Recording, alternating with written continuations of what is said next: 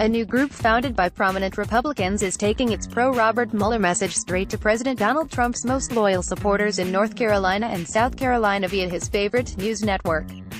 Republicans for the Rule of Law began airing a 30-second television ad on Fox News, Fox and Friends, in 4 states on Tuesday, calling for the special counsel to be allowed to finish his investigation into Russian interference in the 2016 presidential election.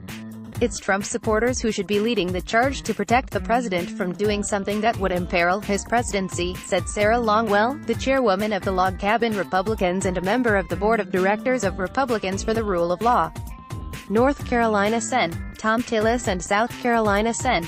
Lindsey Graham are Republican co-sponsors of a bipartisan measure intended to protect Mueller and future special counsels from being fired without just cause. The bill would allow for judicial review after a special counsel was fired. The ad is also airing in Iowa, home of Senate Judiciary Committee Chairman Chuck Grassley, and Kentucky, home of Senate Majority Leader Mitch McConnell, who has said the bill will not be voted on by the full Senate. "We're hoping he'll reconsider," Longwell said. "The call to action is to have people call their representatives and let them know they support the Mueller investigation and it should be allowed to come to its conclusion without political interference."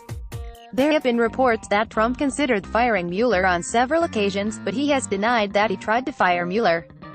Along with Longwell, Bill Kristol, founder of the conservative political magazine The Weekly Standard and a vocal critic of Trump, is among the founders of Republicans for the Rule of Law, which was created as a nonprofit 501(c)(4) earlier this month.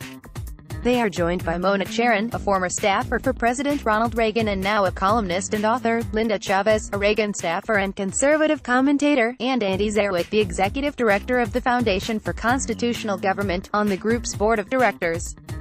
The group says it represents the majority of Republicans who believe Robert Mueller should not be fired.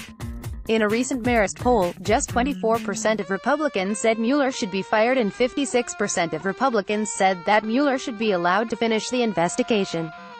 Many congressional Republicans, including Tillis and Graham, have said they do not believe Trump will fire Mueller. Graham has said several times that firing Mueller would be the beginning of the end of Trump's presidency.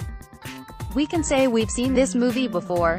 We know how it ends if Trump were to try to fire the special counsel," Longwell said. "History would be repeating itself."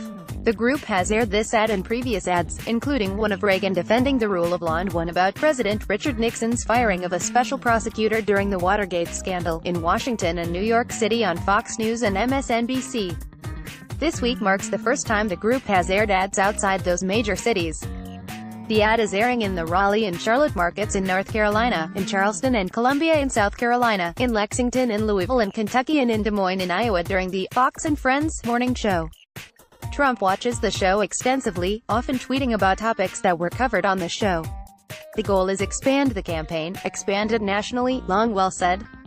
"We've been incredibly heartened by how many Republicans have come out and wanted to get involved in the campaign, despite McConnell's vow. The Special Counsel Independence and Integrity Act will be heard in the Senate Judiciary Committee on Thursday." Some on the right have criticized Tillis for introducing the measure with Democrats Chris Coons of Delaware and Cory Booker of New Jersey. "I, for one, don't think the president is going to fire the special counsel, but I can't say that for future presidents. For some that have suggested that I'm filing this bill because I don't trust the president, it's quite the contrary," Tillis said last week when the bill was introduced in committee. "I trust this president on this issue. What I don't trust are future presidents that I don't know yet."